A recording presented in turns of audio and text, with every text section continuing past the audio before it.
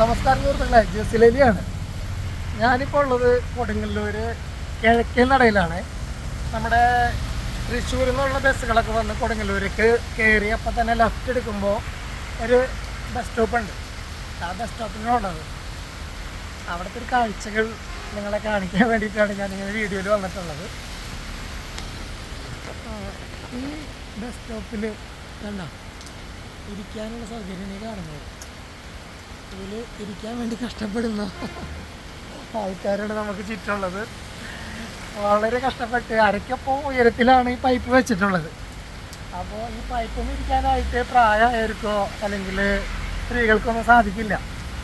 അപ്പോൾ കാരണം ചോദിച്ചപ്പോൾ പറയുന്നത് ഭിക്ഷാടനക്കാർ വന്നിട്ട് ഇതിൽ കെടുക്കും, അപ്പോൾ സാധാരണക്കാർക്ക് ഇരിക്കാൻ പറ്റില്ല എന്നൊക്കെയാണ് പറയുന്നത്.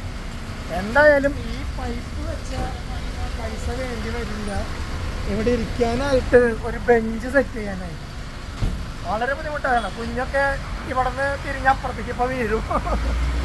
അതുപോലെ തന്നെ വെള്ളം മേലെ നിന്നുള്ള വെള്ളം ഇതിൽ വീണിട്ട് അത് മൊത്തം ഇങ്ങോട്ട് തെറിക്കുക. അപ്പോൾ ഇത് ഉണ്ടാക്കിയത് ആരാണെങ്കിലും അവർക്ക് ബിഗ് സല്യൂട്ട്.